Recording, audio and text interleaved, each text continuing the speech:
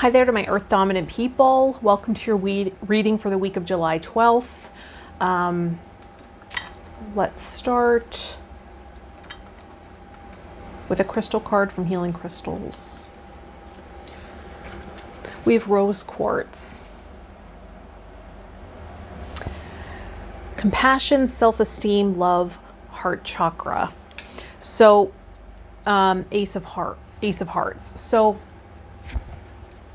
interesting because this past week we've been working with the Ace of Cups in the Tarot, and there's a correspondence here in the journey through the Tarot series.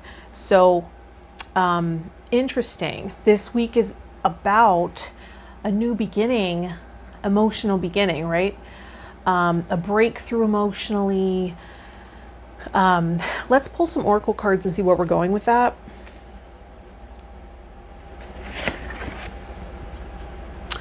Body changes.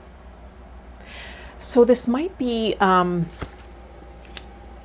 maybe a breakthrough in your respect and love and honor of the vessel that's carrying you, right? Maybe you found some meaning in life, or a new discovery has taken your focus off of food or the way your body looks, and or a new understanding of how valuable quality of life is, right? Your energy. And you've realized there's an awakening around how freedom isn't just financial. Freedom isn't just about time, because I could have an extra 5 hours, but if I'm so exhausted, I need to rest or veg out. What is that really? Is that really a extra or abundant for me? Probably not. So there's this newfound understanding of perhaps it's coming this week, or you're on to already, about quality of life through quality of energy, experience, and honoring and loving yourself and your body, contributing to that quality of life. Let's pull another card. Treasure chest. Treasure chest. An unforeseen windfall of new abundance comes to you. So this could also be linking abundance and ability to prosper to your love of self, your self-love, right? So you might notice a pattern in life where the more you value yourself, the more you show love to and reverence to yourself, your body, your being, your purpose, the abundance starts flowing. There's an opening towards a bigger threshold for prosperity to flow in, right? It may be linked for you through self-love. So that might be something you're exploring this week. You're opening an understanding to. We have yellow jasper coming in. A crystal stone. Control issues. Utilize your God-given strength and power instead of fearing that others may try to control you. So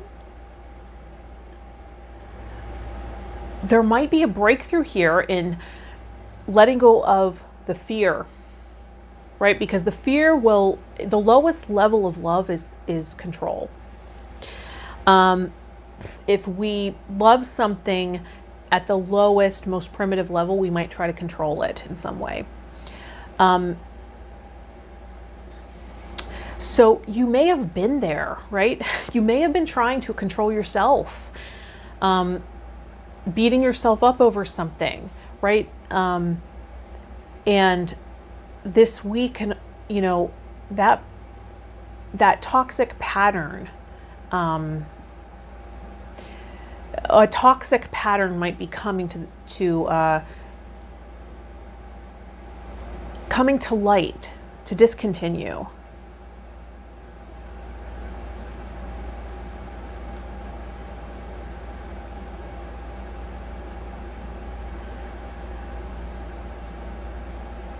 So an awareness around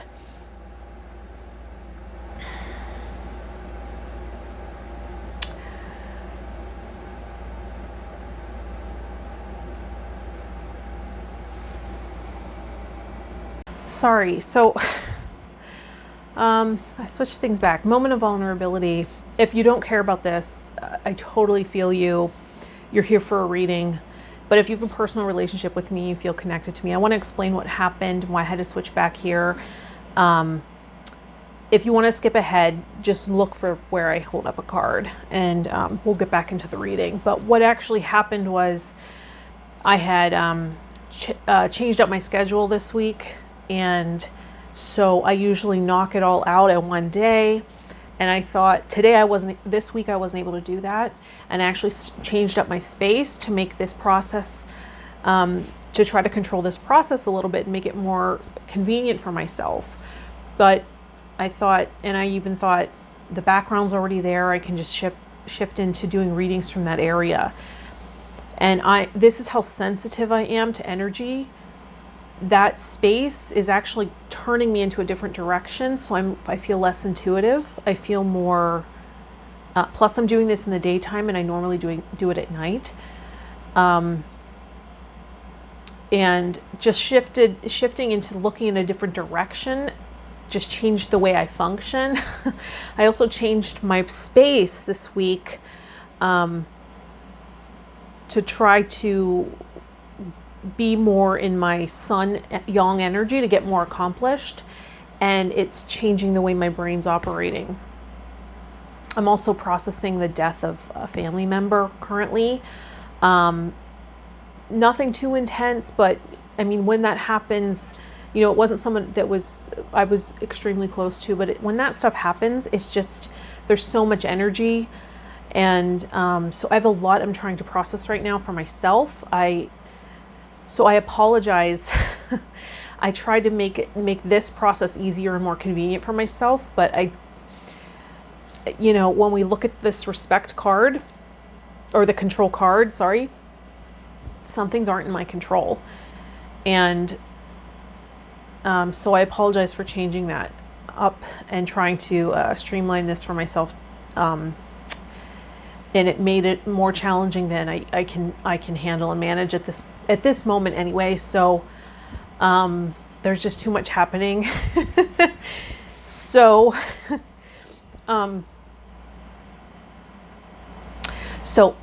that's what happened. And that's why I was just like, okay, go back to the way you normally do it. Get back into the mode. I've been very aware that I shift gears, I shift modes, and it's a different person. And I'm just very aware of that because when I come into this intuitive work, and when you do that, you're channeling your mentors, you're channeling, you're accessing that influence. And so I feel like I'm a different person than when I'm in entertainer mode for my podcast, or learner mode, right, where I'm doing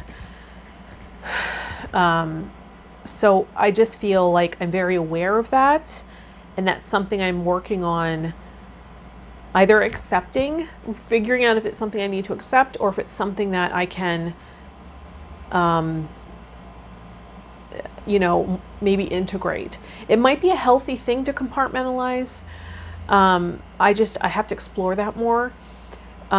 But I was really over there, sitting in that other position. I was really in the mode of doing my work, just putting out. I wasn't really into receptive, receiving mode.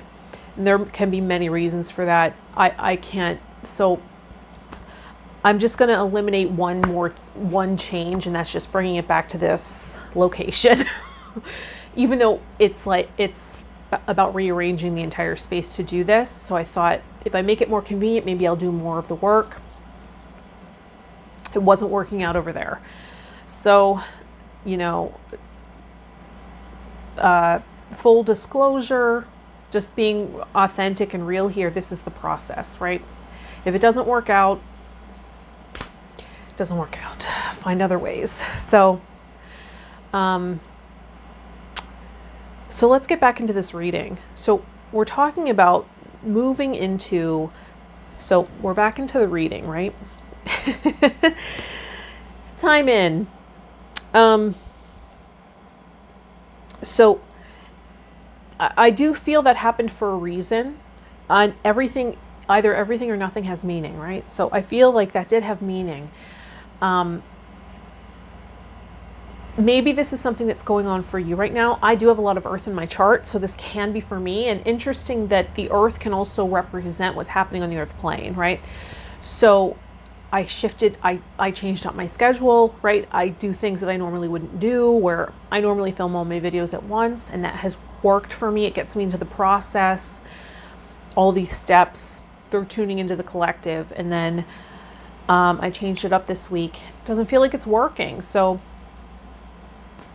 I had changed too many things maybe. And also my brain is in a different mode right now. So this might be happening for you as well.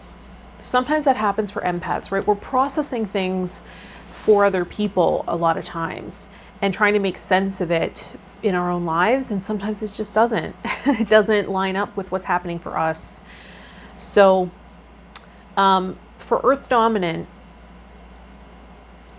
managing what you can control, right? What's in your control, what's out of your control. I'm very aware that this is a co-creative process for me.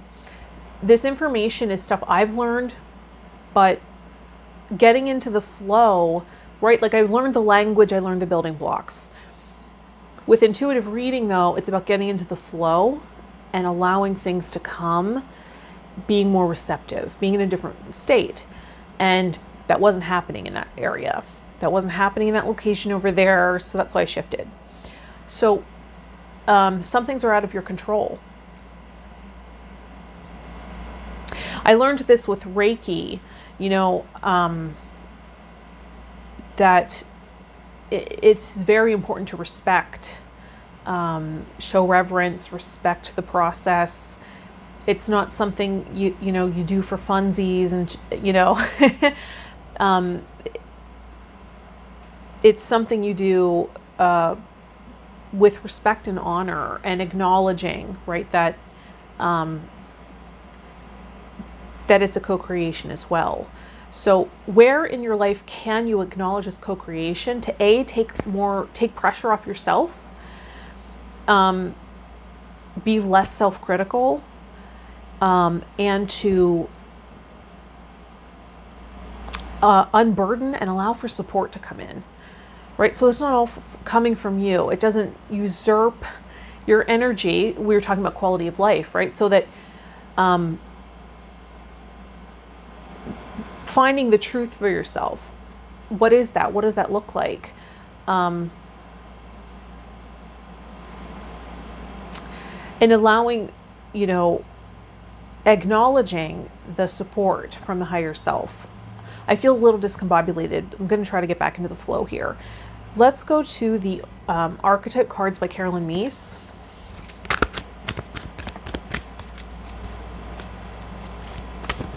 Something else that came in that I'm not sure I talked about with the control is that, Tony Robbins talks about the levels of love, and the first level is control, right? So in relationship, if we're looking at that, and that can include the self, right? So also caregiver, a caregiver, someone who's designed to be a caregiver, might manipulate those that are deemed weaker or younger, right? Or in order to control them so that if there's danger, right,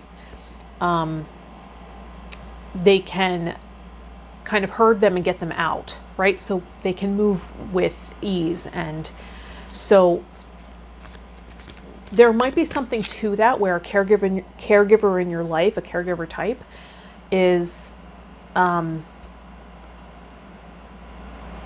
constantly putting out feelers to see how much influence they have, right? Or maybe you feel that drive in yourself, right, with your children, or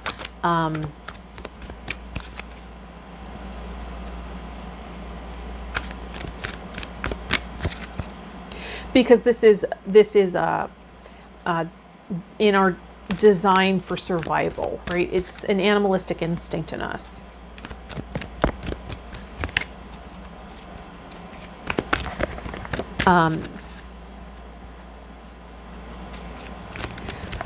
Let's see what part of us wants to take the spotlight here.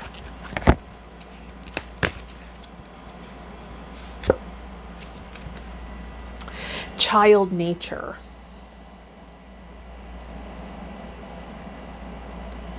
And the light attributes friendships with animals, communication with nature spirits, and the shadow attribute tendency to abuse animals, people, and the environment.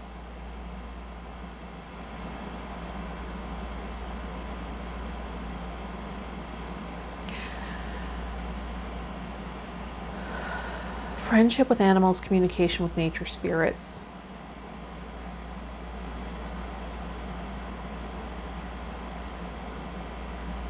So this is part of the shift that might be happening. It may have been easier to give the love, right?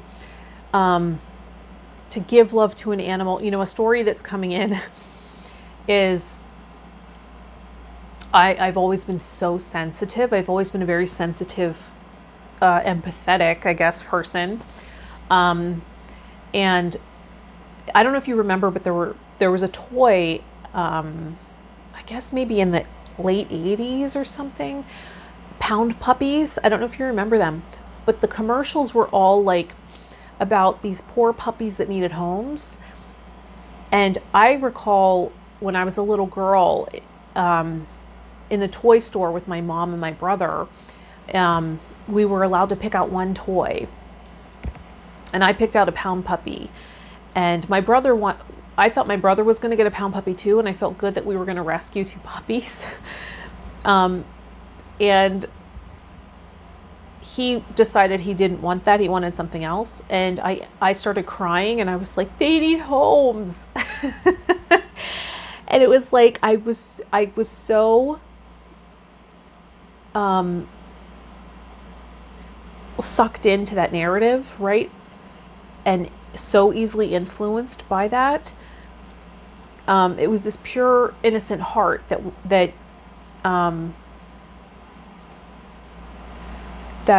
wanted to rescue, right? And that didn't end when I started growing, when I started maturing. That part of me didn't end until I started really working on looking at that. Why did I feel that way? Why did I have this tendency to, and I still have it. Like, if I hear a story that's really touching or moving, or someone has gone through a hard time, or I just can't stand it to,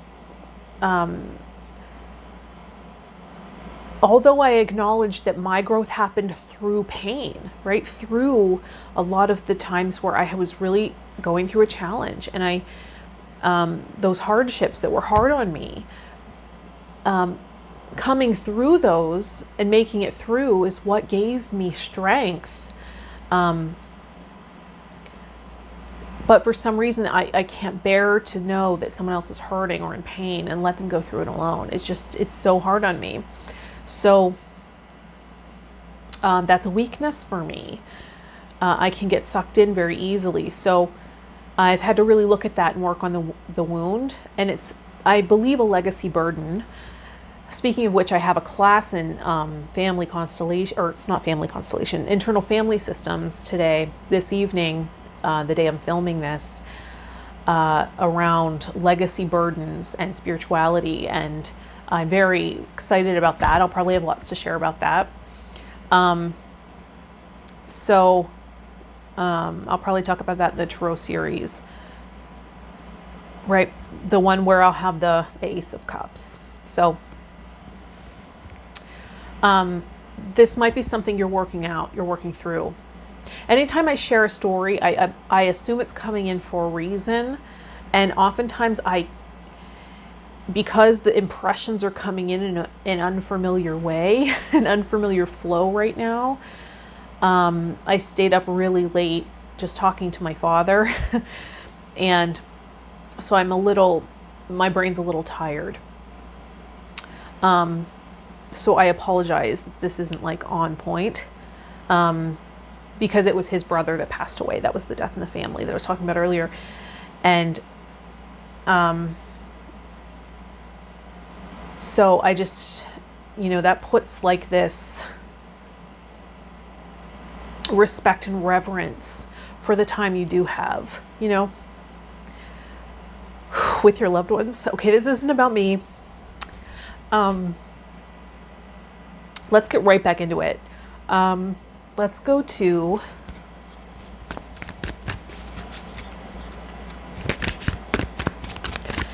I really have to get this done and stay in schedule. Let's go to the Angels and Ancestors Oracle cards.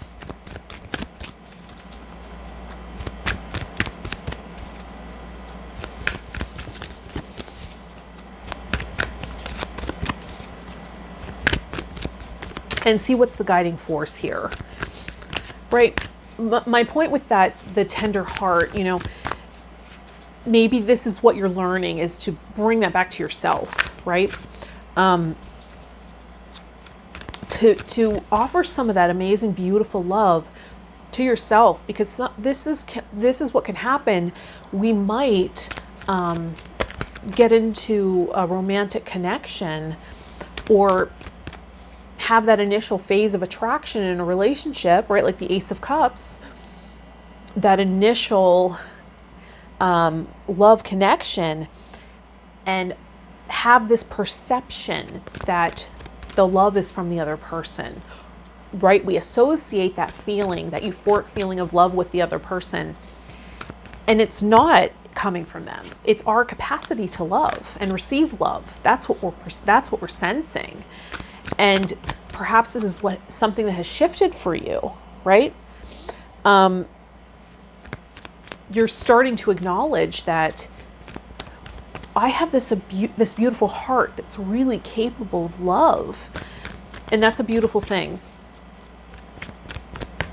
And that can be a gift for me as well. If I could be less critical of myself and more loving, right? And maybe that's something you can control. What you're telling yourself, the narrative in your head, what you're willing to absorb in and attach to as belief, right? Are all beliefs true?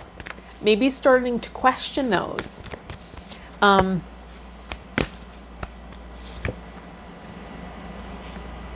These cards stick together, and this card has come out quite a bit. The Shaolin Master, the Praying Mantis here can sometimes represent reverence, right? Be graceful in movement and action. So that card has come up quite a bit, because like I said, I might have to do some clearing of these cards. They really do stick together. There are some there we've never seen because some decks are like that. By the way, I have 2 new tarot decks that I'll be working with for these readings, so I'll be practicing with those. So be graceful. You know what? Yesterday, I'm saying this because I have earth dominance too, earth and water dominance. So this might be why stories of me are coming in, or things to do with me. But maybe you can relate to this. On my walk yesterday, it's so hot outside, but I need sunshine, and the elements that are outside. I walked outside and I decided I'm going to use it less for exercise, because that can be kind of overbearing in the heat, particularly for me. As a redhead, the heat is just very,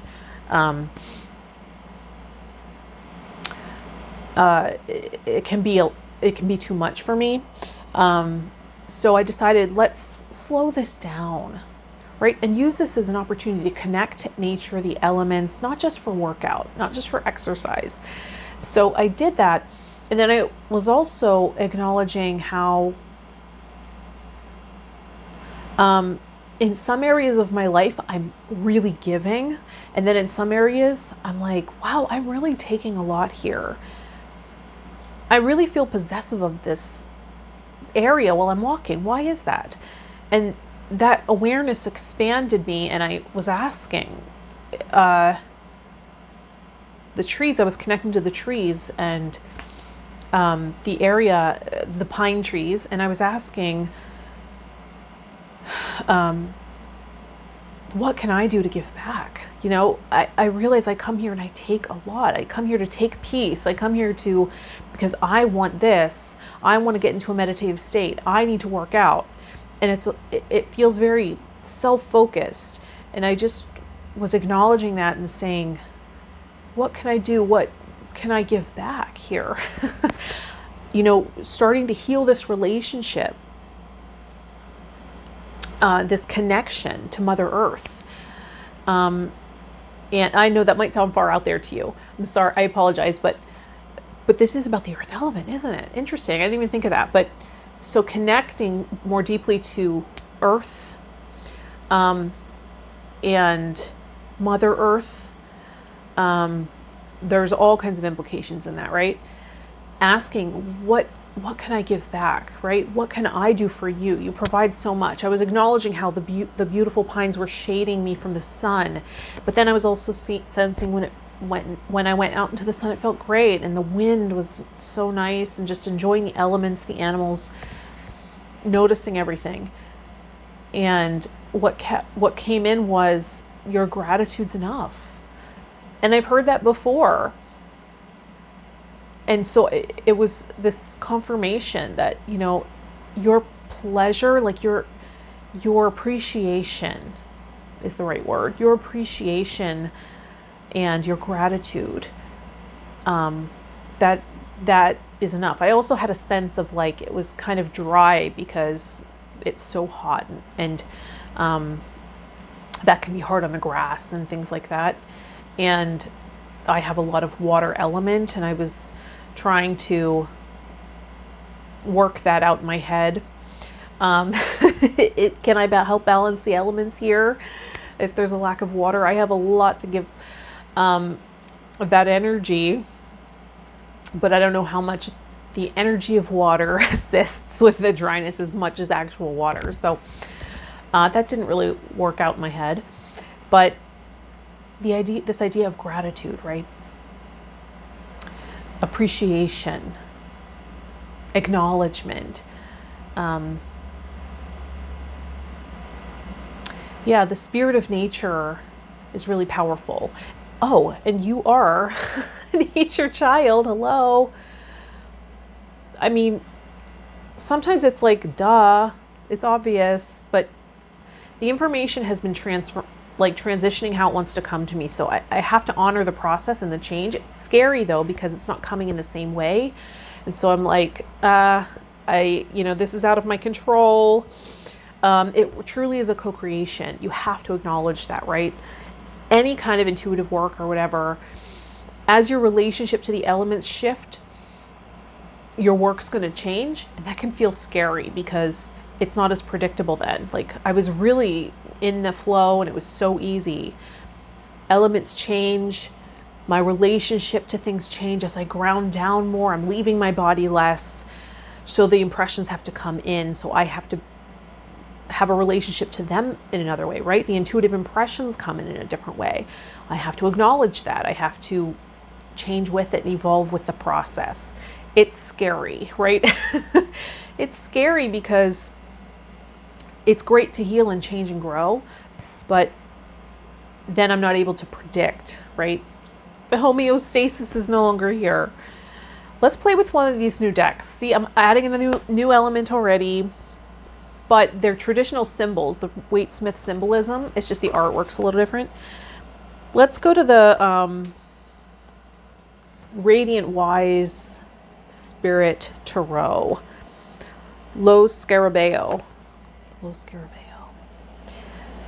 This is a really nice deck. This is really beautiful. I think it's this one. Yeah. Cards are really, they're cropped differently. It's really beautiful. It's really interesting to look at. Let's pull some tarot cards. I apologize. I realize this is going on longer than normal, so I'm just going to pull a few cards here because of all the disruption and interferences that I'm working with right now as things shift and change. I really appreciate your patience. I promise this process will streamline and go back to how it's been.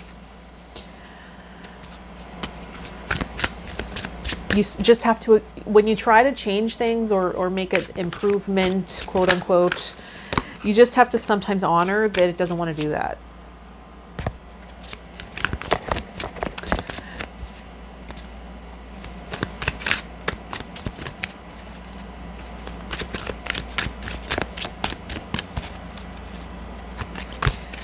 Let's see.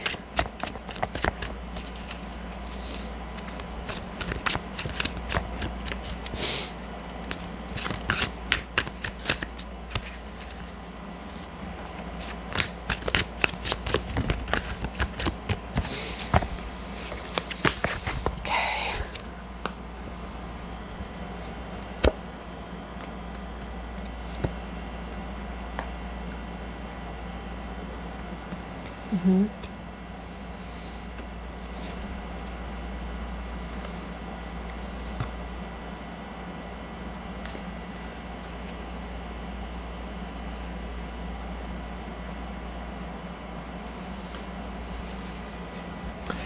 Interesting.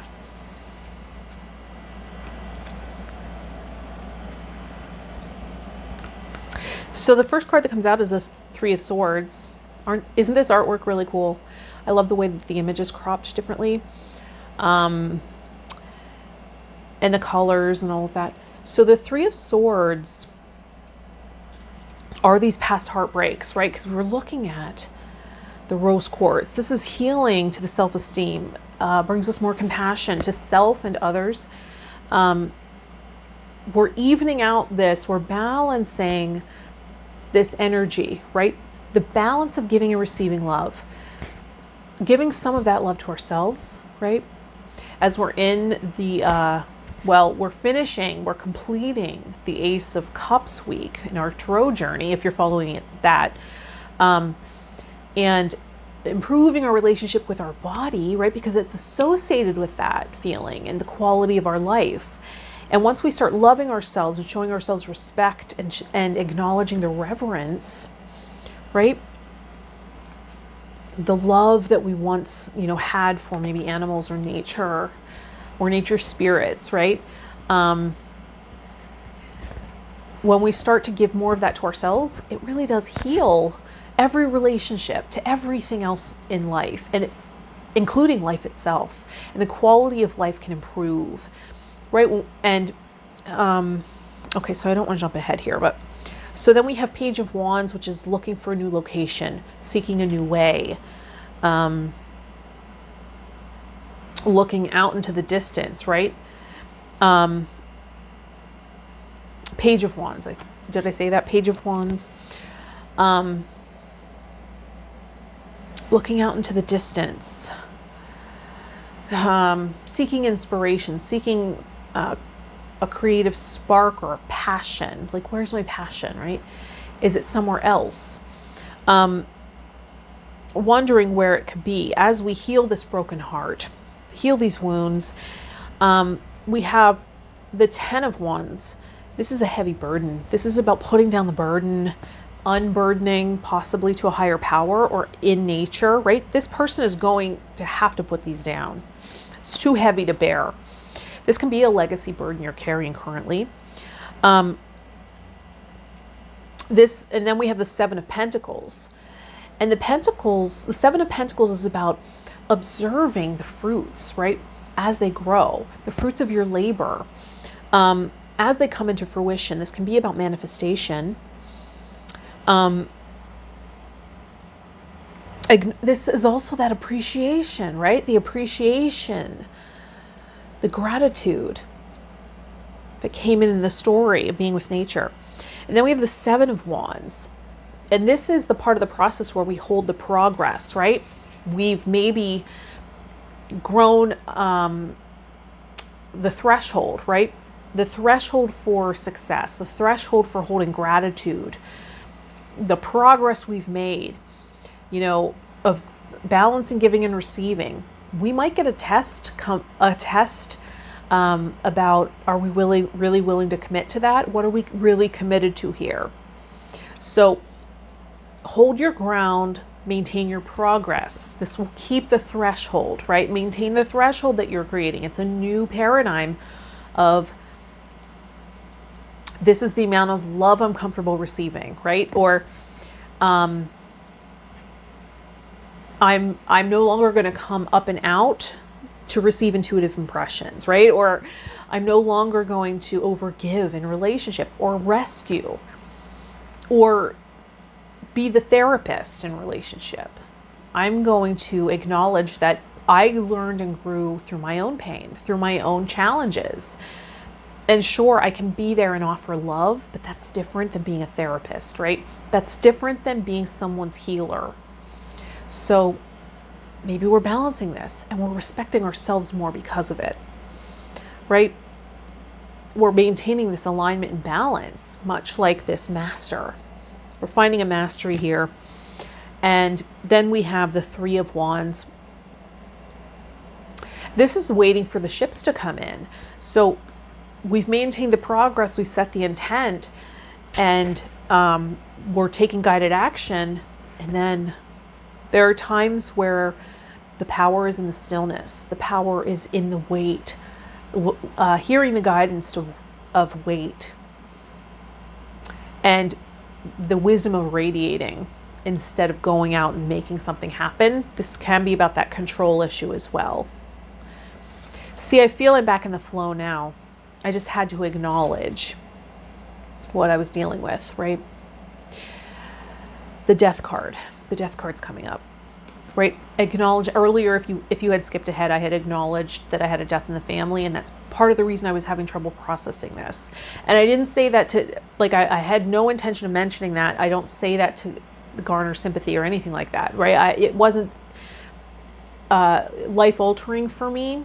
I wasn't really close to this uncle. But there are effects in the family system because of it. And, you know, you're always processing these things, because when there's death close by, it wakes you up to the impermanence, right? The impermanence of life. This is one way, by processing death, right? This is one way that we can appreciate, grow in appreciation of life.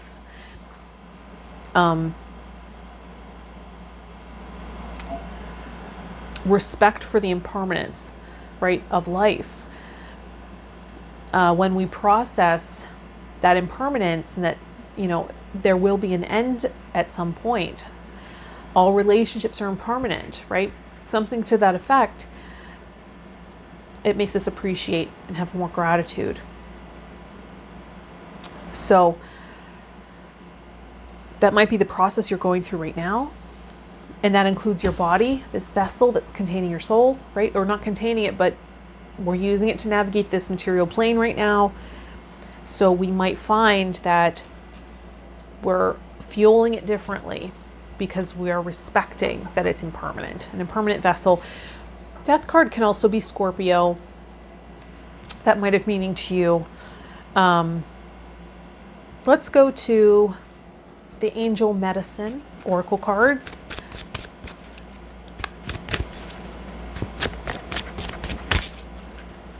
And see what might be medicine at this time.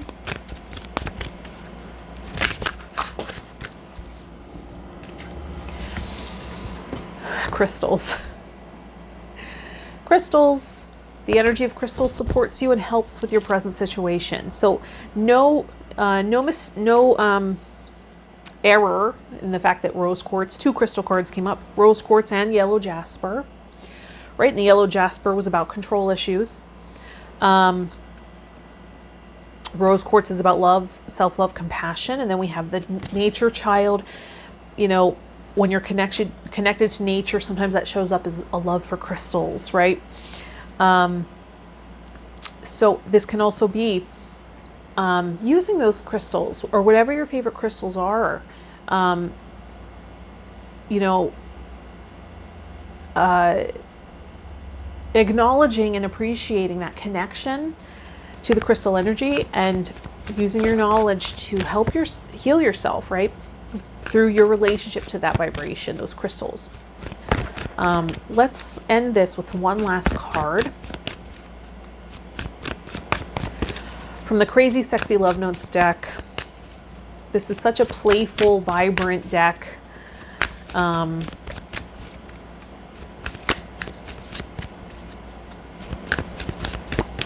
What a crazy day. What a crazy journey. Thank you for going on this with me. I hope you value authenticity and vulnerability the way I do. You can't just share that with everybody. And I just wanted to share my process with you, right? I'm so process oriented that I was trying to make too many changes. I thought I had more control over this process than I actually did. That was eye-opening for me. I can't just rearrange things, and I have to respect the process. So that lesson might be coming in for you this week too in some way. So just, be aware. Nothing happens. Nothing is a mistake. Everything has a reason, a meaning. So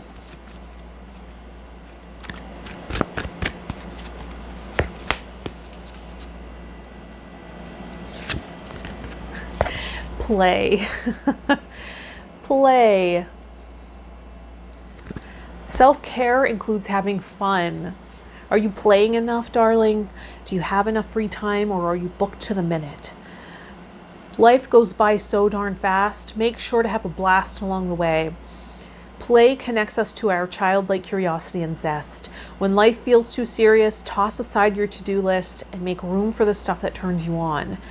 Go to the movies, have an adult slumber party, swing at the playground. You're never too old to wee. Let the fun shine in and live a little or a lot. Play. And there's some animal friends. Maybe you have some doggies, right? So self-love is coming up this week. Taking stellar care of yourself. The vessel that's carrying you here on this plane, we need you. We need you for a little while longer. So take some good care of yourself. I hope this resonated. Let me know in the comments. I apologize for all those disruptions. Again, I hope that brought value. I hope that, authenticity is something you appreciate. I always feel like the truth is more valuable than me trying to save face for whatever reason. So I hope that was valuable to keep in. I apologize if that was annoying or irritating, or if you felt like that was wasteful of your time. I would never want to do that. Thank you for liking the video, subscribing to the channel. That's really valuable to me. I'm starting to create original content for Patreon. I'll link that in the description. I'm not sure where it'll be at when this is posted, but I'm working on creating content for you over there. So check it out. I'll make a bigger announcement when there's actually something to subscribe to over there. Thank you for individual sessions, donations. It's all appreciated. Have a beautiful week. I'll see you in the next one. Bye, Earth Dominant. Hi there to my Water Dominant people. Welcome to your reading for the week of July 12th. Let's pull a crystal card from the Healing Crystals deck.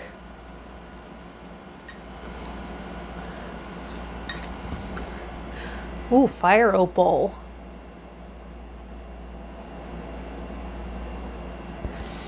Sorry, the sun's out, so it's hard to see. Fire Opal. I usually film in the dark. Fire, or at nighttime. Fire Opal. Abundance, creativity, vitality. I am passionate. Getting in touch with passion this week, right? With our Fire Opal. You might have a Fire Opal or a Sunstone, or because it can look similar to that. Getting in touch with your passion, right? That's medicine for when we get too identified with our water, right? Having some fire can help us have a little more differentiation, independence, passion, clearly, movement, motivation, right? So Are you getting pumped up about something? This week, I know I have Unleashed the Power Within. I'm going to virtually. I'm really excited about that Tony Robbins event. So I'm pumped for that. I'm water dominant. I have earth and water dominance. So this can be for me too. Looking at something you're passionate about it. Helping us to balance the water. Express yourself through creativity. Channeling the passion into some kind of passion project maybe. Praise his name with dancing, accompanied by tambourine and harp. Psalm 149, verse 3. So, yeah, maybe having a really playful approach. Outlook, maybe your sense, I feel very playful right now. And that is a quality of being identified with self with a capital S and the internal family systems model of healing. And tonight I'm actually taking, in about an hour, I have a class starting about legacy burdens and spirituality and that whole approach in the internal family systems model of healing, which is one element of how I work as a coach. One-on-one with people. It's working with all those moving parts, right? And not over-identifying with one, like we tend to do, right? Really coming back into self-presence, self with a capital S. That's that playful part of you. That's the compassionate part. That's the patient part, right? And we don't always associate fire with patience, but right? They don't tend to go hand in hand. But this fiery element can really help if you're feeling, getting in touch with that passion can really help if you're feeling a little oversensitive this week, right? If you're feeling really sensitive, really emotional, come back to passion, come back to your playfulness. Let's pull another oracle card.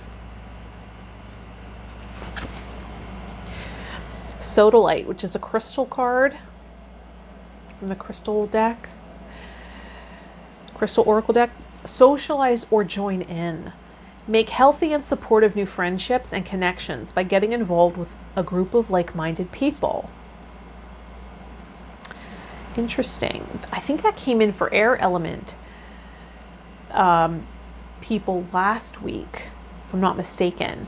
So this week you might be joining some air dominant people in forming a group, maybe a mastermind or just support, right?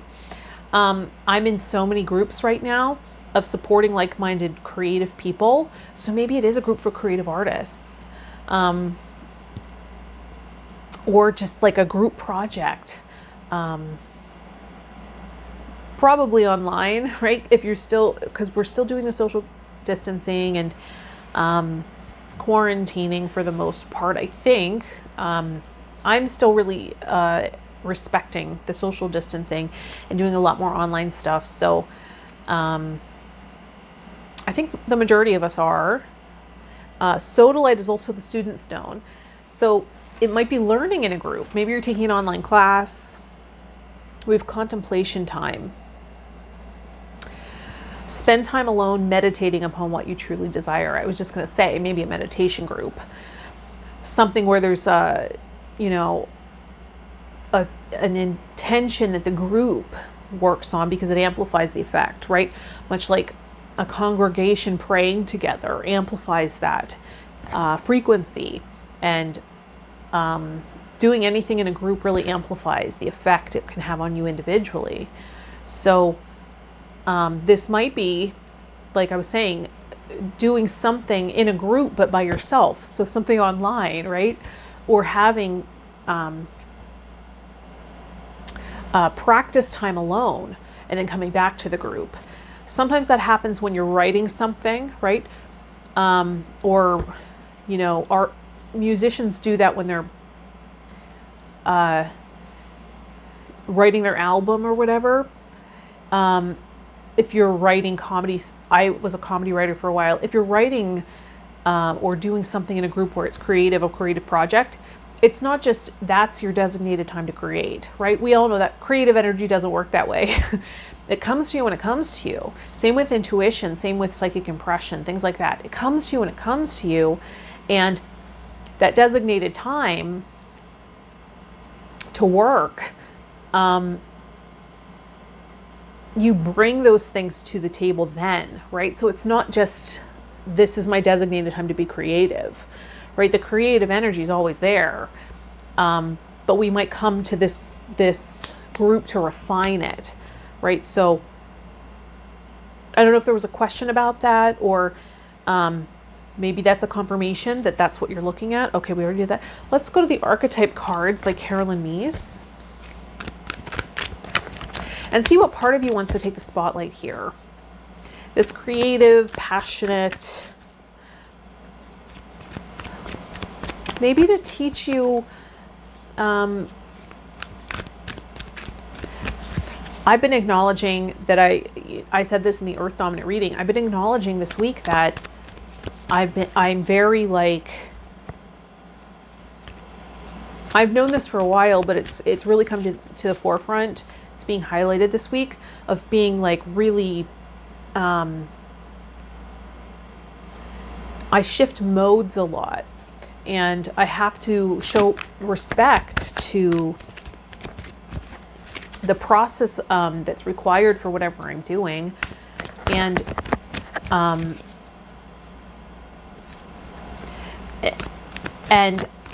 I want to work on integrating aspects of myself so that my intuitive work can be more creative and playful, and it is creative, but more playful and passionate, much like the entertainment part of me, where when I work on a podcast or whatever, the entertainer shows up and I'm more playful and joyful and youthful, and I'd love to incorporate them together. Sometimes that happens when we're finding our own voice as an artist, as a creative type, when we're finding our own message. How do we want to put it out there? This can be a learning curve for empaths in particular, but I think anyone who's going through the process of having your unique voice or creative style or message is really refining that. That's part of the process. So thanks for going on that journey with me, right? I feel like I have transformed a lot during doing this work with you in collaboration, because this is a collaboration. Your participation is part of it, right? Let's see. What part of you is taking the spotlight here? Storyteller. Storyteller. The light attribute, ability to experience and express life through stories and symbols. Hi, artist, right? What were we just saying? Like writing, creating. The shadow attribute is making up tales that harm others. There's a lot of that happening right now. Storyteller. So, it's been coming up a lot for me to, it came up with the comedy class I'm in. I'm in a comedy writing class, and it came up to a lot of the elements of, right, like Aristotle's approach to breaking down story structure and stuff like that has all been coming in. Fascinating. I don't know how I wasn't onto that already as an actor and writer, but I'm always learning new things, and that just enriched my experience even more. It really nourishes me to learn about other people's process and ideas and experience with creativity. Something that also came up, I'm in this beta testing coaching group for women entrepreneurs. And what came in was, I'm really attached, or I do identify as a creative person, as well as like an artist as well as a teacher. And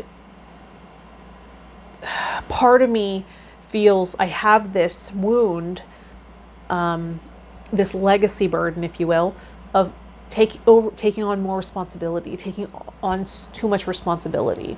So part of me avoids the teaching component, and I'd rather just create. So I push away maybe things that would create more responsibility. And she gave this beautiful metaphor about crossing the Grand Canyon, right? On the other side is the success you're seeking, right? Or the outcome. But when we look at that canyon, it's so intimidating, right? And we often just decide to stay on the other side of it and not go there. We don't have to jump over it though, right? We maybe only see one way. We can navigate around it.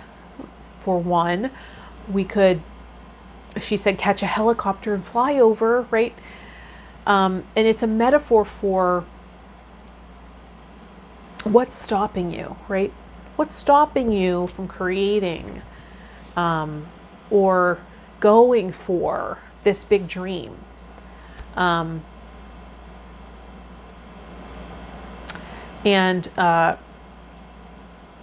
what do we need to do to get to the other side, right?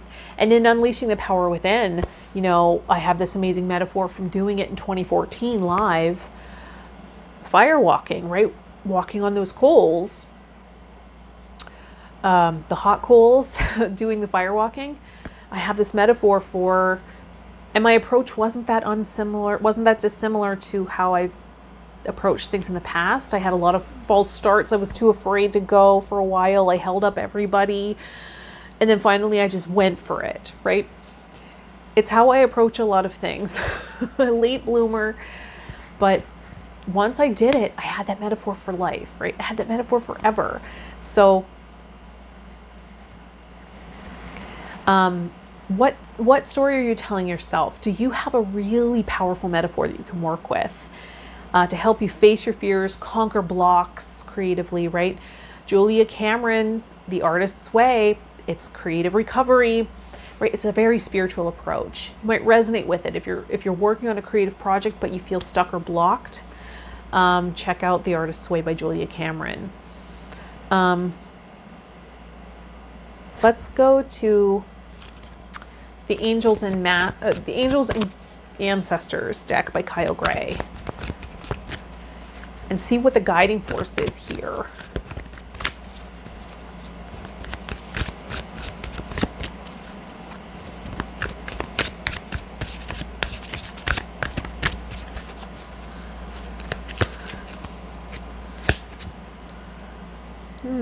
Snake, shed old skin. Maybe there's a layer here that's ready to go, right? Maybe there is this mask that you're wearing to protect your authentic experience or expression out of fear for some reason, right? Out of fear of ridicule, out of fear of persecution, out of fear. There's so many fears that we can be navigating, right? So look at that and see, just explore that a bit maybe. Maybe there's a layer that's ready to go and to reveal a fresher, more authentic you, right? I have some new tarot decks we're going to work with. So let's go to, I'm going to work with the Gilded Tarot Royale. It's a new deck, Ciro Marchetti. Text by Barbara Moore. So let's go to that deck.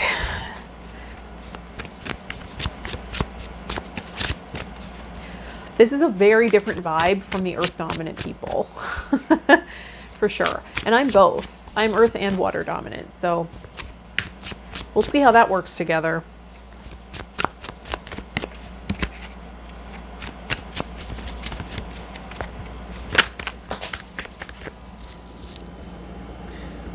Let's see.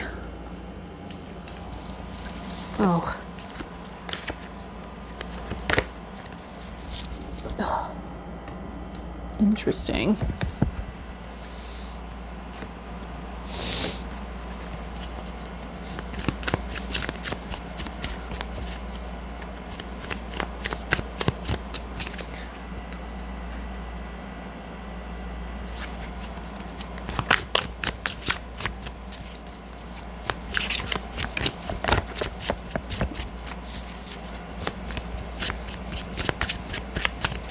I had shuffled these a few times just as I was exploring them and looking at them after I just got them. This is my first time actually working with them. So,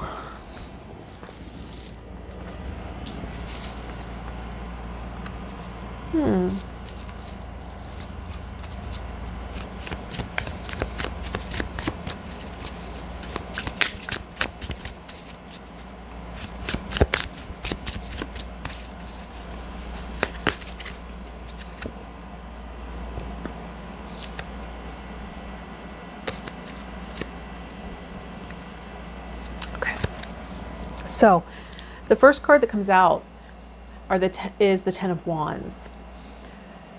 Heavy burden. This can be legacy burden. Like I was saying, I think I mentioned this. I'm taking a legacy burden class in about an hour for family constellation.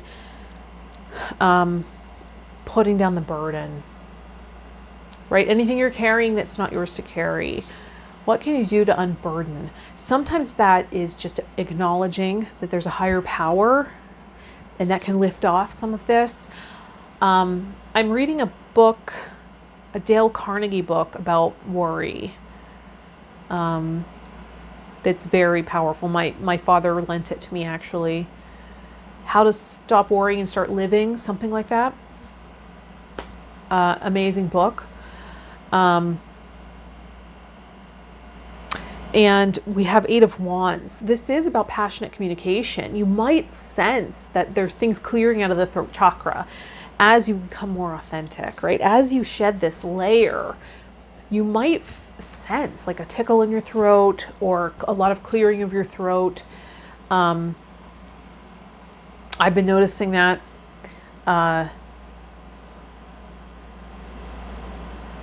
Getting out the old cobwebs of the throat chakra as it opens, right? As your message becomes more clarified, as your boundaries become more easily spoken as you embody them, right? Because we have Nine of Wands. This is about holding your ground. This is about maintaining progress, right?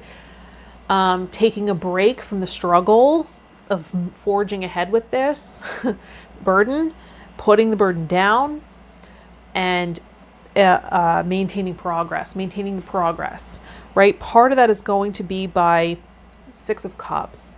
And for me, this can be about the family system. This is a nostalgia card. This is about something from the past coming in. So this can be a person from your past. For me, this might be having a talk with a family member about the family history, having, nostalgia, looking back, reflecting, seeing the patterns in the family system. For example, I went over my genogram, which is just sort of like your parents and their siblings, their parents and their siblings, your great-grandparents, right? And you look at all these people and you just kind of lay it out. You write it all out. And as I was talking to my parents about this, I was doing this last night, actually. They were telling me about patterns in the family. And I was like, some of them they didn't notice. It was just something they had said over and over. And I was like, wait a minute. So this person had a child that passed away, and then the next generation named a child after them. And same goes with this side of the family. Isn't that interesting that it's happening in the same system, right? So there are these patterns maybe.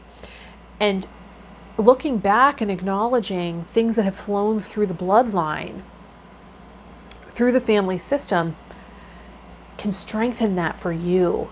It can actually inform your contribution, which is part of this throat chakra, right? It can inform what you're here to do, how you do it, which might be more important than the what actually, right? How do you do it? So coming into your own, shedding a layer of inauthentic energy that wasn't intentionally inauthentic. It's just part of the process as we reveal the truth, our true selves, our true purpose, our true message. Another layer's peeled this week. And then we have the Hanged Man. The Hanged Man, this is about a loss, right? So the Hanged Man can be about a loss.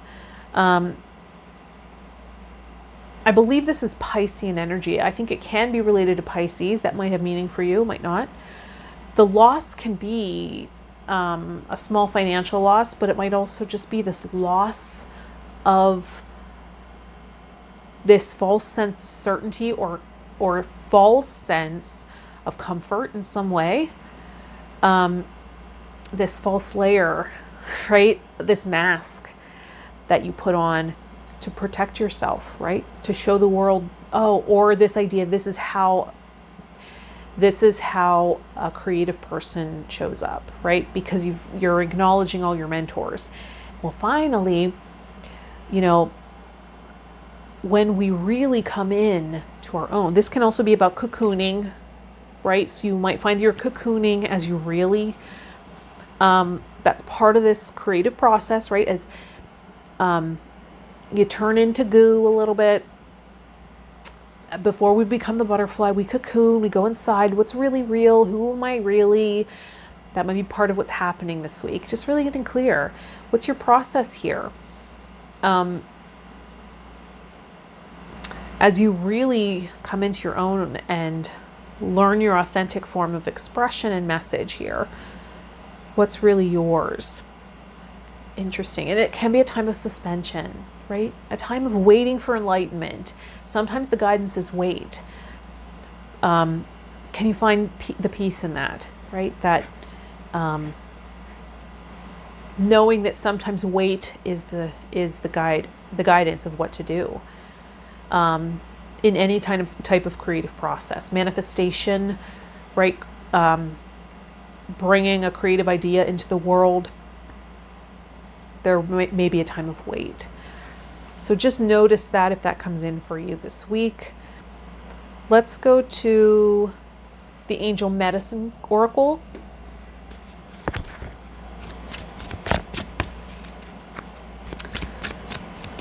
So abundance, creativity, vitality with that fire opal.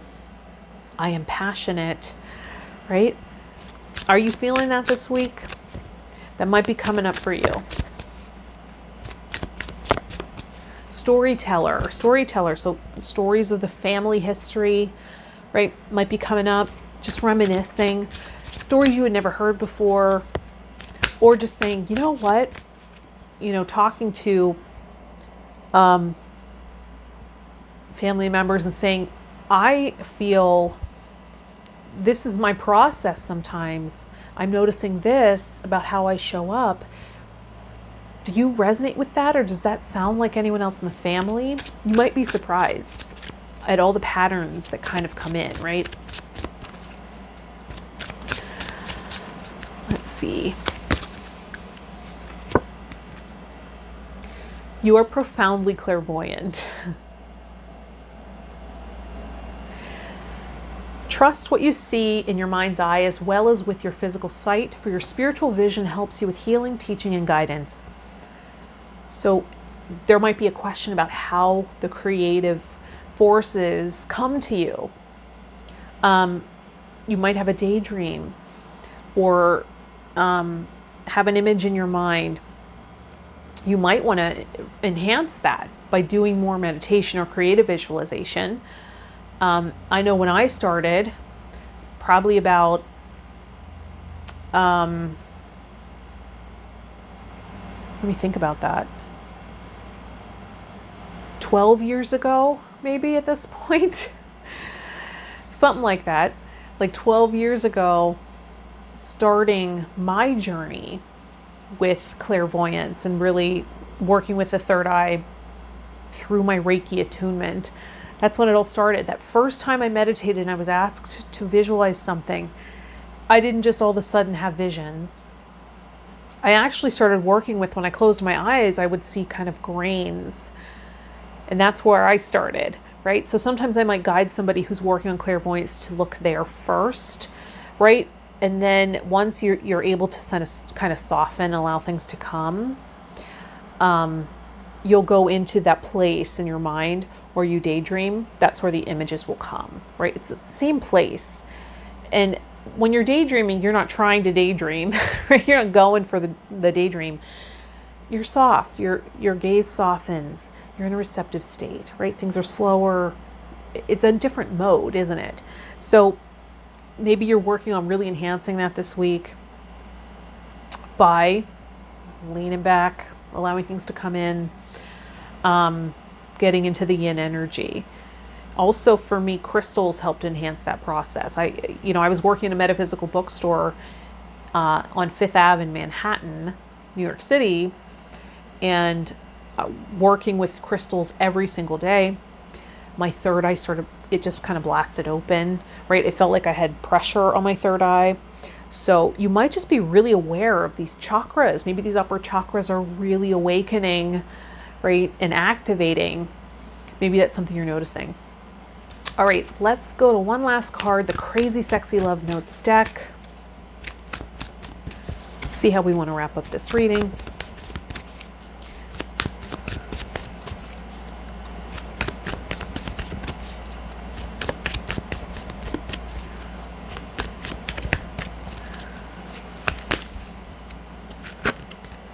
Listen. I'm hearing the song Listen, Beyonce's song from the Dreamgirls soundtrack. It was it Dreamgirls? I think so. Are you talking more than you're listening? Do you finish people's sentences for them? Shh. True connection is about what we make people feel and whether or not we're being open and present. Life is communicating with you, dear one. An important message is trying to get through. Let go of your fear of not being heard. You'll get your chance. For now, listen, right? We learn way more when we listen. This might be this trying to make something happen, or listening to parts of you, right? Get in touch with that storyteller part. What is it saying to you, right? What narrative is in there? It's framing everything you're going through. Can we reframe by telling ourselves a new story, right? That's what's coming up for this week of July 12th. Let me know if that resonates. Thanks for liking and subscribing. That really means a lot to me. I know I'm on the right track. Thanks for letting me know in the comments if it's resonating. Did I already say that? I'm in a weird headspace today. I'm working on stuff for Patreon to bring you original creations and exclusive things there. I don't know what's there right now as of publishing this video, but I'll make a stronger announcement about that. I just wanted to let you know. Start looking over there, put feelers out.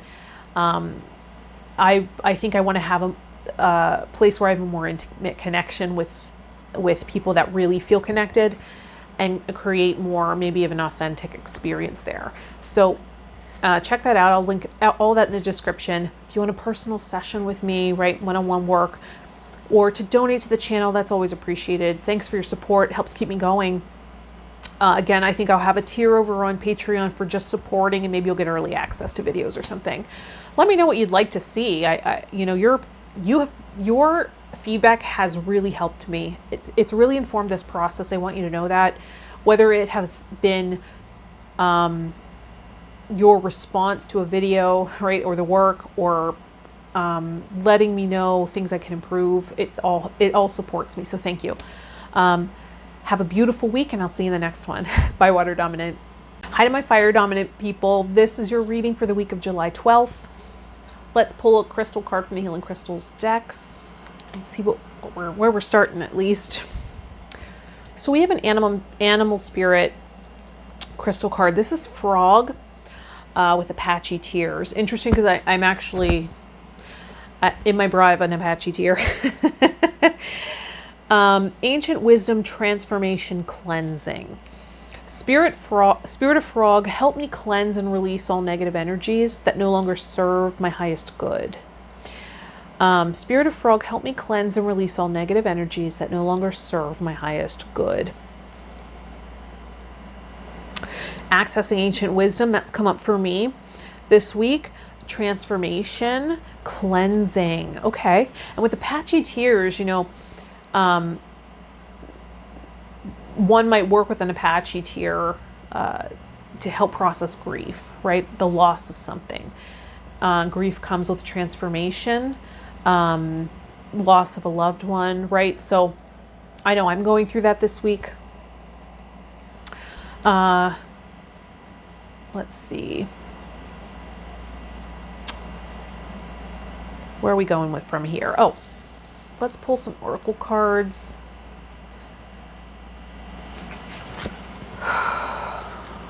Family changes.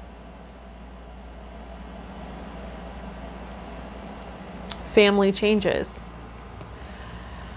So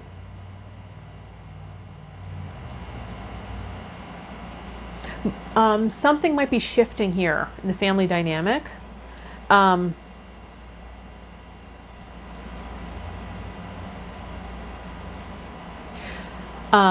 Perhaps you've recently lost a loved one and you're grieving together, or there is a complication in being able to come together to grieve or be together because of, the situation with the distancing and all of that. And that can be really trying, right? It might also just be this acknowledgement of the family history. That's been coming up a lot for the readings this week. Something about acknowledging the family. Maybe, it could also be a story that comes in, or someone in the family conveying a story about someone maybe you're not even aware of in the family, right? A relative you really hadn't heard about, or a story you didn't know about, and it sort of shifts and changes your subconscious image of the system, or there's a new person to put in place there, right? Because the family lives in the subconscious, and the subconscious speaks in images. So when a brand new piece of information that we weren't aware of before comes in, it can really rearrange and illuminate things there. So it might be that as well. Let's go to, we have finances coming up.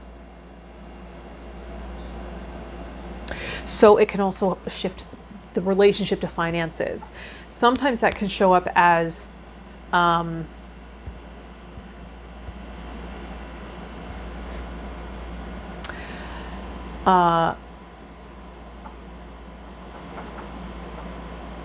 a masculine energy in the family, a breadwinner.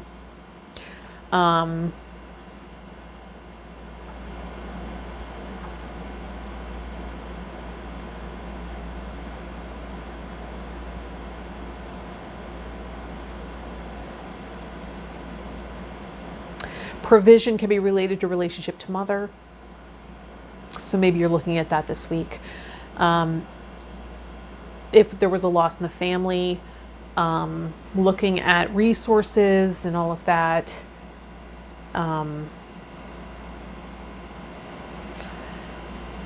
There was a loss in my family this week, as I was saying. This morning I learned about it. And thankfully we had warning, right? It was illness that took this person from my family, and so there was a chance to process, right? A chance to process that. That can be a gift, right? To feel like you've had closure. Fortunately,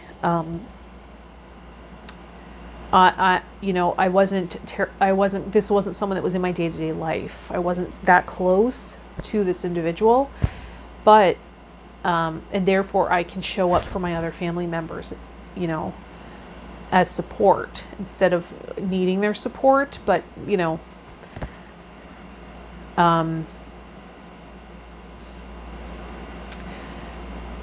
yeah, there might be something about finding your place in the family system here, and that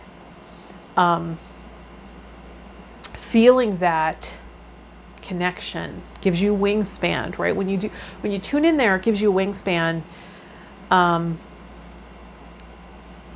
you can feel the life force flowing through.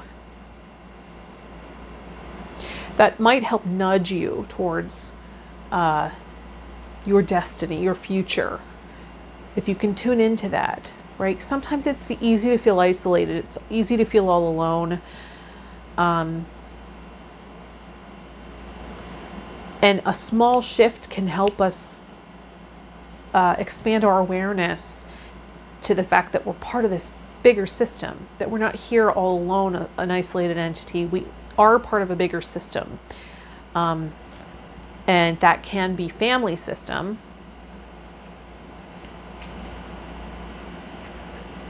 And that can help us improve our relationship to compensation, monetization, right?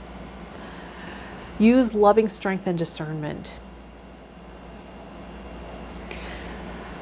I'm not trying to win the approval of people, but of God. If pleasing people were my goal, I would not be Christ's servant. Galatians chapter 1, verse 10. So we might be processing out some people-pleasing tendencies. Maybe that's something that has showed up in the family system, right? A little bit of codependency, probably, or possibly that we're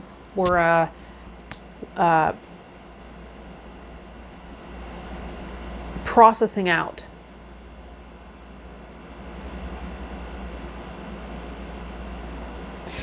I really do feel something's rearranging here. I'm almost seeing like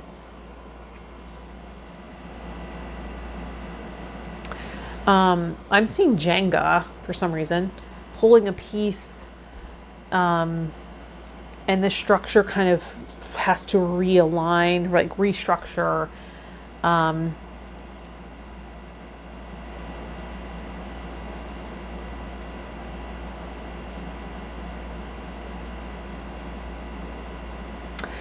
Oh, interesting. So the Jenga symbol can also be like this codependency, right? Everything's all on top of each other.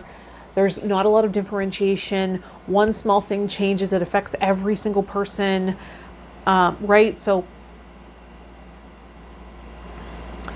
if you're feeling anything in the solar plexus, right above your belly button, that chakra, that center, if things feel like they're moving, shifting, rearranging, if you're feeling discomfort there, and it's not something you ate, right? It can be your boundary work, right? On the energetic level. It feels like physical sensation, right? But it can be happening on the energetic level. It can be differentiation happening, balancing. That's the chakra associated with the fire element. So if you're fire dominant, you may have already processed this. This might already come kind of naturally to you to be independent. But that might also mean that you're the one that kind of is very separate from everybody else. And it gives you that isolated feeling because you would maybe acknowledge the dynamics. It doesn't feel healthy. And sometimes you just avoid it because you're tired of being the one to uphold the boundaries and carry all of that burden, right? And if boundaries are required for trust. So if, boundaries are an issue or feel like betrayal in a family system because of codependent patterning, it can be too heavy of a responsibility for one person to carry all of the boundaries in the situation, right? So I'm going to use a new tarot deck here, right? Is that where we're going? No. I lost track. We're going to the Archetype Cards by Carolyn Neese. See what part wants to take the spotlight here.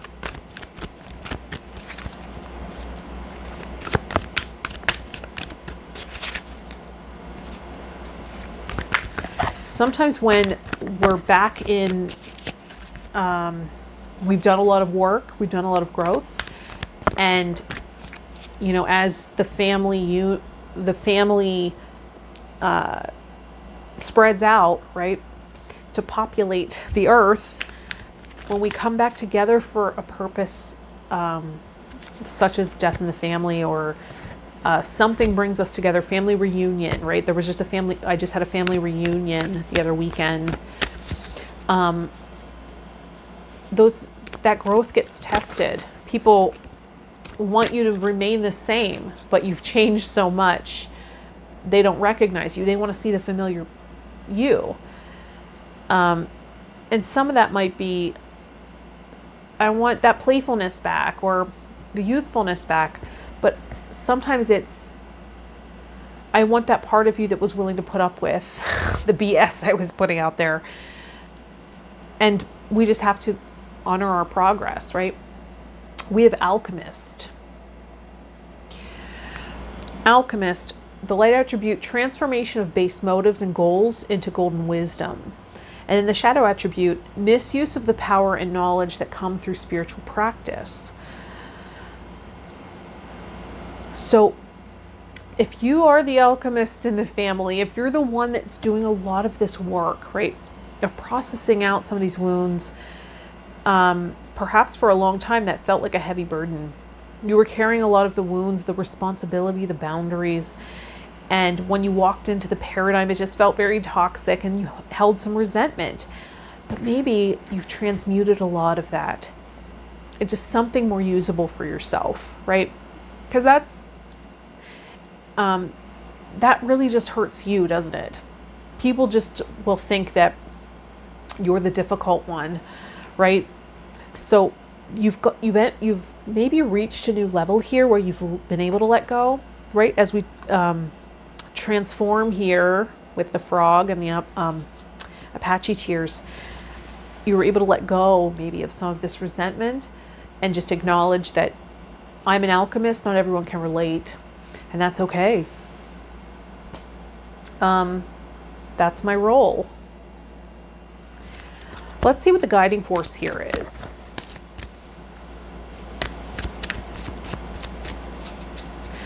A lot can be purified in fire. Right? Apart from illumination, right? Fire is creative, passionate, motivated, action-oriented, independent, can be a learning curve with impulse, right? But fire purifies as well.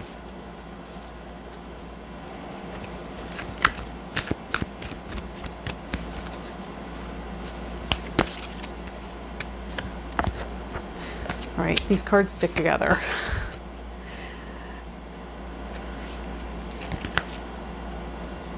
Okay. Yep.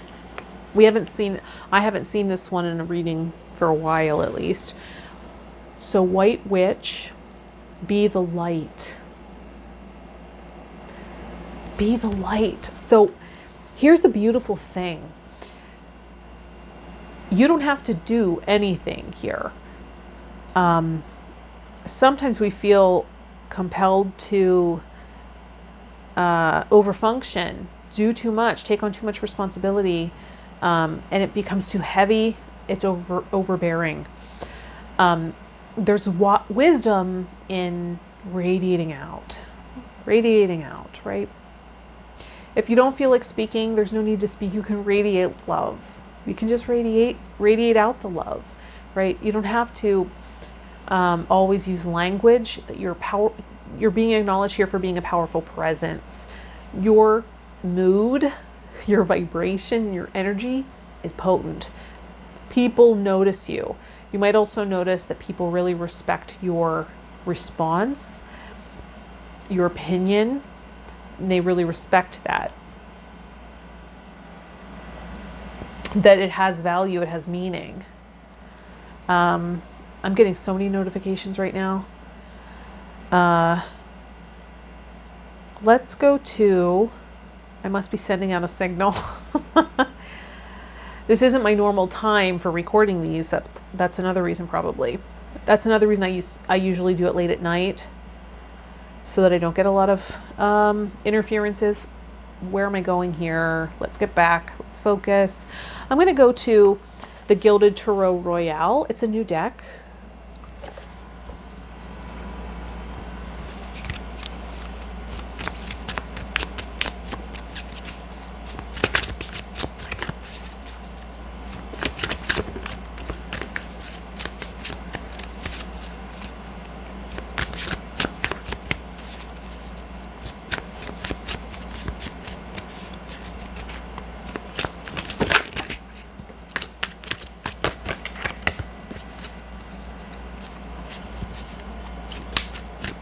Beautiful.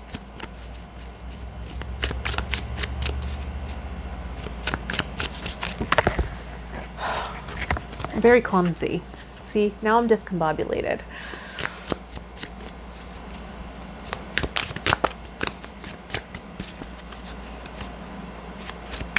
I mean, I don't know that I need many more cards. I get the picture. So let's see.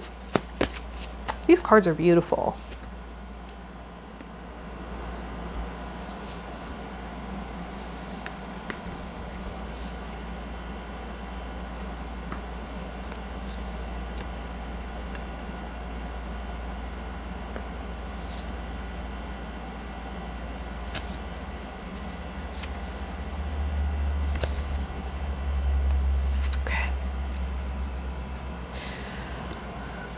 So we have the Three of Wands, and this is literally about radiating out and allowing the ships to come in, right? So there's illumination from the wands because they represent fire, and then the ships are literally coming in. So this can be the guidance of not going out and over-functioning, right? Radiating out and allowing things to come to you, right? There might be a question here of how do I get more respect or maybe soften my presence, whatever it is. The answer may very well be to align and radiate out, right? We also have Justice here, and justice can often be about balance, creating more balance and alignment here for yourself. Justice can represent Libra, so there might be some Libra energy. Then we have Wheel of Fortune. Wheel of Fortune is about the end of a cycle. So balancing this out is literally the end of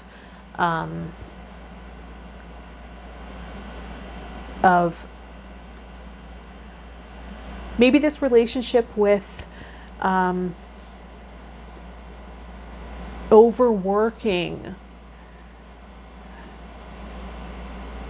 You know what I noticed? I've noticed in my working career that the less I got paid, the more I was expected to do.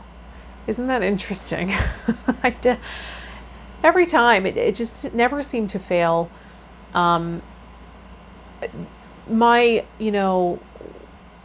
working on avoiding responsibility that would weigh too heavy, because my tendency is to take on too much responsibility. So I thought, maybe I'll try to do jobs where it's not that heavy in responsibility. I don't have, it's not that serious of work. And I found every time I was asked to do much, much more than a job where, like, say I was manager or whatever. That was very shocking to me. It was very surprising to me, but it was true. So, not that the responsibilities don't weigh heavy on the manager, because they did. I definitely felt that heaviness and responsibility, but I felt like that was easier for me to manage than all of the work I was asked to do when I would take on the lower paying positions to avoid that responsibility. So it was never a winning situation for me in my working career. So there might be a shift here out of that association. This is also associated with Jupiter. So maybe you are Sagittarius, right? Or have a lot of Sagittarius in the chart, because Sagittarius is ruled by Jupiter. The Wheel of Fortune card. It can also be a, good fortune as far as finances, right? A new windfall of abundance that comes in by shifting this belief or this association with responsibility and money. And to do so, we're just going to take one step at a time, one guided action at a time, some time in solitude as the hermit, to really get in touch with our own wisdom, our own guidance, our own relationship, right? Two guiding forces. We're going to listen here. And then the 8, or the snake in this card is, an 8 or infinity symbol, which is associated with prosperity and abundance. So on the journey to that, it might not be that far away, but maybe only one step at a time is illuminated for us. So we can't really see into the far distance. That's also, part of the wisdom that is in the book, How to Stop Worrying and Start Living by Dale Carnegie, that I'm currently reading. I'm reading many books, but that one is really readable, digestible, and profound all at the same time. The wisdom in that book really stands up and holds true in the test of time. And then we end with the Death card. The Death card is an ending of this cycle. Maybe an end of a relationship, or the way it has been. The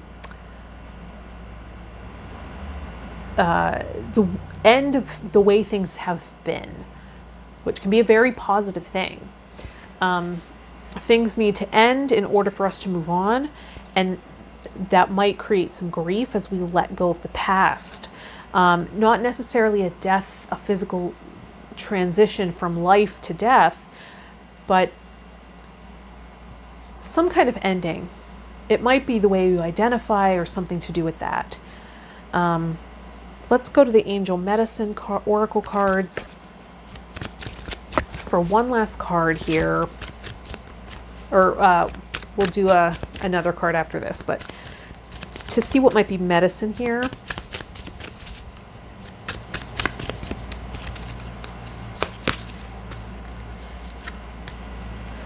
Base chakra. Interesting. Base chakra. It's about security. It's about where we're investing our energy. Choose only positive thoughts to describe your home, career, and finances, as your words determine your outcome. So we're ending this cycle of association.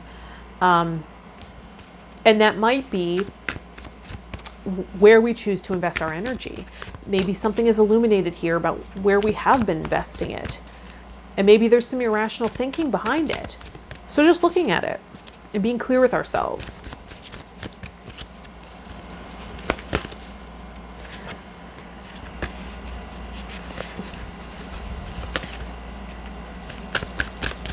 Sorry, cards are sticking together. One last card. Oh. Invite your fears to tea. Invite your fears to tea. Fears aren't facts. Often they're just scary thoughts or feelings. Instead of judging your fears, invite them to tea. Offer them a cookie and have a chat. Listen to what they have to say. When we're courageous enough to be with what scares us, we receive powerful wisdom. So processing out some of these fears that can be associated with the base chakra. Maybe you're really identified with the earth element this week, right? Feeling really grounded, but it's pulling you down. There's some fears showing up. Look at those, process them out.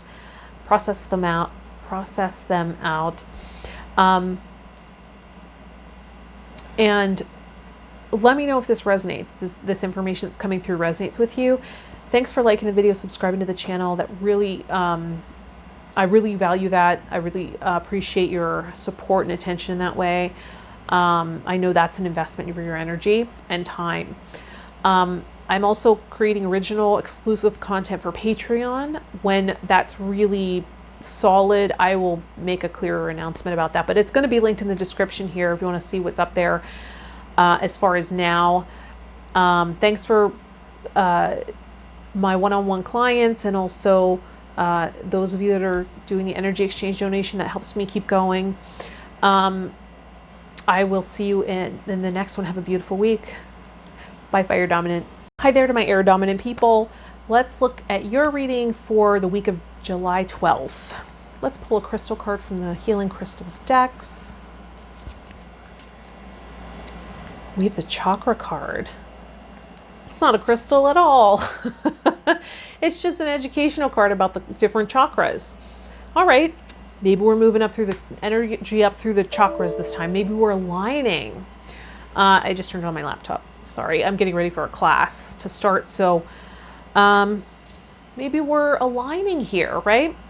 Medicine for air can often be earth when we get that in our, to associate with our thoughts. Past life relationship. You have known each other before. So this might be about an entanglement, right? Energetic entanglement that we're working through. We can't quite explain a relationship dynamic. And part of it is stored in the energy system based on a past life, which can be, you know, maybe you had soul recognition with this person, so you trusted them more quickly than you normally would. So we have easy does it, right? Which can be a confirmation of that. Stop trying so hard to control everything and all the doors will open for you. So maybe it's about taking pressure off this one situation and expanding out and seeing where there's other connections in your life you can invest in. Sometimes that's medicine. And then we don't feel so much heaviness, desperation for one situation to work out. And then we have acknowledged God's truth. And you will know the truth, and the truth will set you free. John chapter 8, verse 32. You know, a really healthy dynamic is two people that have their own guidance system and relationship to higher power, right? Coming together and aligned. They're both aligned, right? In their chakra system.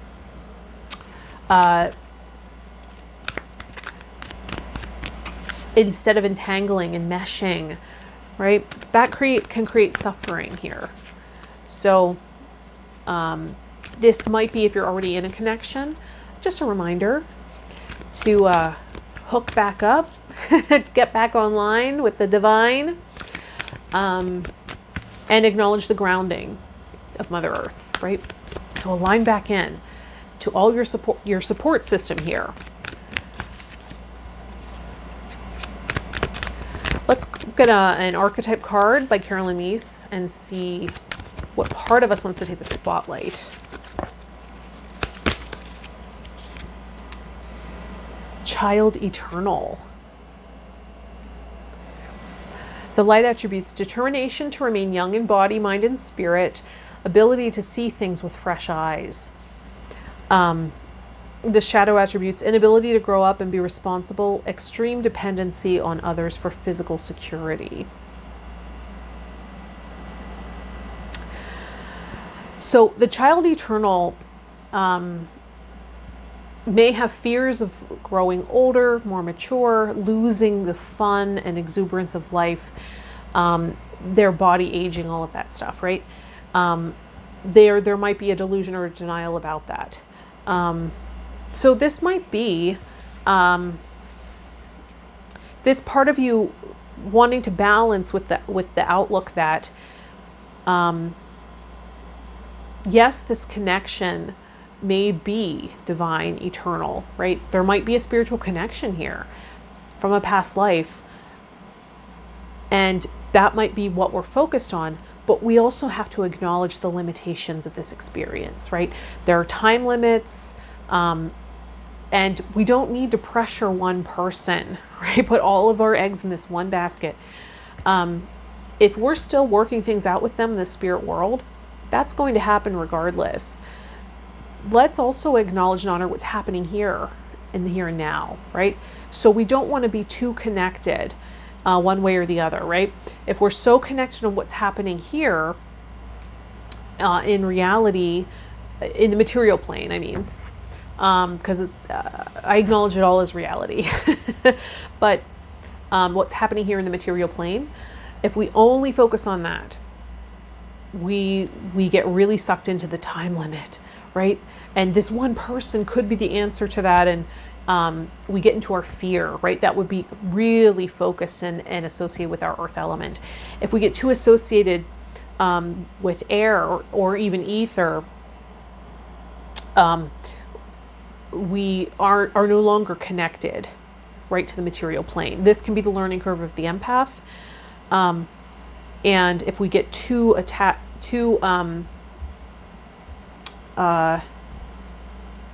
what's the word? Identified, right? If we become too identified with that eternal part of us, then we miss out on some of the experiences of being human. So we want to have a balanced approach here. Balance is usually the answer, isn't it? Funny how that works. Let's go to the angels and ancestors deck by Kyle Gray and see what the guiding force is here.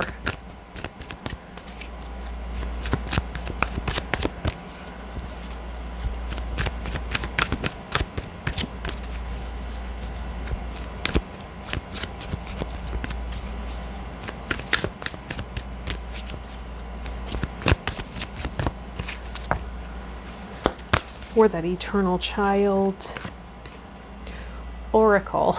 So I'm one of your guides. Oracle. Wait for important information.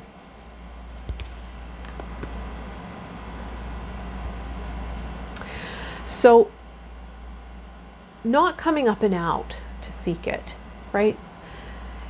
Sometimes that's what I have had, that tendency, and I do have to be aware of that, right? That I have a tendency of coming up and out, trying to connect to psychic impression. That was my approach for a long time with psychic reading and all of that. What I had to learn to do was to ground down and allow things to come to me. When my process transitions and changes as I heal and I ground and self-actualize and embody more, I panic sometimes. Just check out the earth reading if you don't know what I mean. I do sometimes panic when the process it seems out of my control, right? I can only control what I can control. And then the other aspects, I need to honor and respect how that wants to happen, right? It's a co-creation. So I have to acknowledge the other forces that are at play here. Let's go to the Radiant Wise Tarot. I got a new deck, a couple new decks I'm playing with this week. This is a really beautiful deck. Lo Scarabeo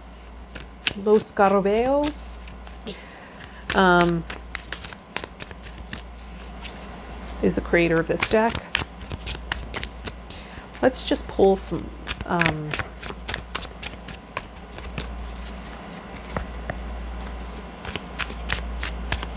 so also allowing this relationship to unfold, right? Not trying to rush the process or put pressure on it, right? Aligning to your purpose and higher power and guidance system, and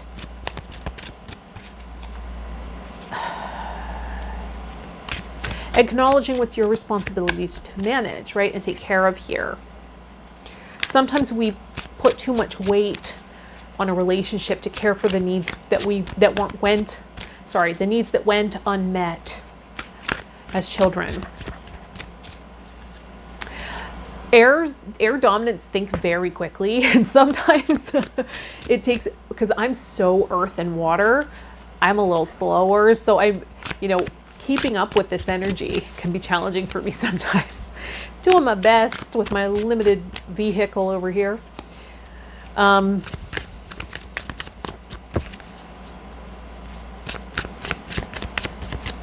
see.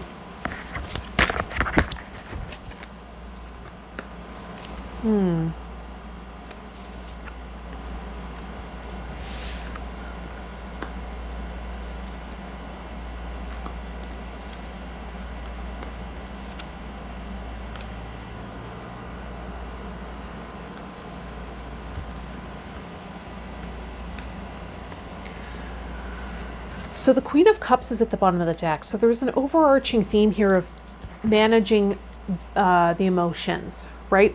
And the Queen is receptive, right? So the Queen is receiving that emotional energy. So the information that you're waiting for, the Oracle, might be an emotional response, right? Might be emotional. Is it time for me to invest emotionally? Is this person investing emotionally, right? Signs of that. Makes sense. That's smart. We have the Four of Wands, which is balance, partnership. See how the wands are aligned, right? They represent two people that have a connection, that are aligned, connection to higher power and Mother Earth. And there's room for God to dance between them, right?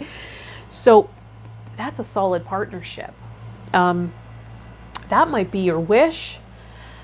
This might be a sign that this is a wish fulfillment for you, as we have the Nine of Cups, justice, a balance, right? There's a balance in partnership. When it's a divine partnership, there's a balance here. Something might be balancing out. Justice can also be Libra. As we move right into some swords, we have 10 of Swords, which can be betrayal, fear of betrayal, right? It might be a fear of the betrayal because we have the Nine of Swords. This is up at night with anxiety. So maybe you've been betrayed in the past.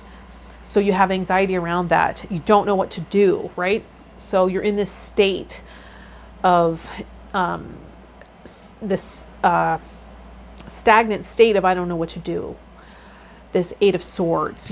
This might be that state of waiting for guidance, waiting for wisdom. Going inside as she's blindfolded here for guidance and intuition, but feeling stuck on the outside. There's nothing I can do. We have the Page of Pentacles here. Page of Pentacles is a solid offering in the material world. This is something of substance. This is a substantial offer. This might be what you need to wait for, right? Someone who comes in showing that they have true intent in following through, or that their wants and needs align to yours, right? The expectations are similar for partnership. That might be. This might also be an indication that this is a brand new standard of relationship, something you haven't seen before. So we need to process out the old wounds and not project them onto this experience. Allow this to be a new experience and remain in the present moment. Leave the worries of the past in the past, right? Heal the wounds that need to be healed and addressed, right? But no need to punish a new partner for things that happened in the past, right? We all know that doesn't work. Treat this as a new situation, and allow it to unfold. Let's pull okay. So this is an angel medicine card to see what might be medicine this week. I'm a little clumsy, sorry about that. Don't want to mess up the order here. So emotional sensitivity. Maybe feeling a little sensitive this week or sensitive around this issue. Honor and respect your deep sensitivity, as it is a gift to us all. So knowing that you have a sensitive nature, take care of yourself. Make sure those needs are met, right? And separate out which needs are your responsibility and which are responsibility of partner, right? What are relationship needs and what are personal needs? Sometimes that gets fuzzy, particularly if all of our needs went unmet as children, right? We didn't have our emotional needs met. Chances are, if you were really well provided for financially, emotional needs went unmet, right? So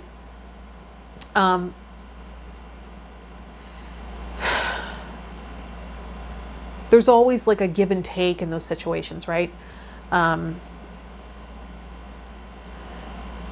And that might create this insatiability in relationship that weighs too heavy because we're seeking parental love. And that's important for us to heal before we can find balance in partnership. And it's not going to be perfect, right? We'll never reach a destination, but we manage it, and we can take a look there and make huge progress by investing in ourselves that way. Really invest in your healing process.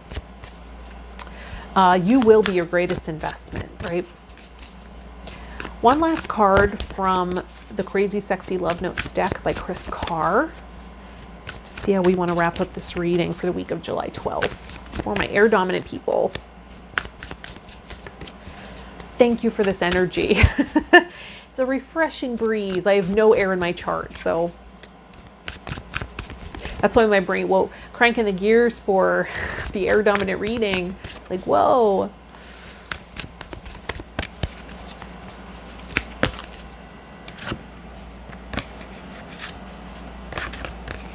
Okay, unplug. That looks so soothing. Unplug, recharge your soul batteries by unplugging from the digital world. Connect with yourself by disconnecting from distractions such as other people's to-do lists. Take a stroll. The best way to generate fresh and innovative ideas is to balance the virtual and natural worlds. The birds and the trees have just as much to teach you as the internet.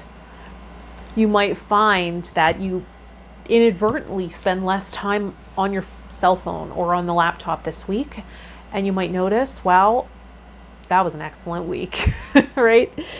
And if not, intentionally do so. Unplug, and you might find that some of this anxiety lowers as well. That nature has more of a substantial offer for you. I hope that was resonant. I hope there was some medicine in there for you. Thanks for sharing your energy. I love doing these readings with you. Thanks for liking the channel, subscribe to the channel. Liking the video, subscribe to the channel. You're getting in my head. I'm creating more offerings for Patreon. I'll announce when there's really something over there. I'm still working through that and trying to, I want to make really good content for you and have more maybe of a personal private connection there for people that really feel connected. Maybe just more, I can't even think of the word. Avant-garde comes to mind, but I don't know what that means really at this moment. More like a personal, connection. Not that we don't have a personal connection, but I guess maybe deeper. Anyway, let me know if this resonated in the comments. I appreciate your feedback so much. If you have something you want to see from me that you haven't seen here before, or an idea for me, you guys are brilliant. Your ideas, I listen to all of them and I take them to heart. I listen to all your feedback. It's so helpful. I'm wishing you a beautiful week. If you want a personal session, thanks for donating to the channel. That's all that stuff's in the comment and the description. I'm trying to keep up with you, but my brain isn't quite doing it. So I'm just going to wish you a beautiful week and I'll see you in the next one. Bye, Air Dominant.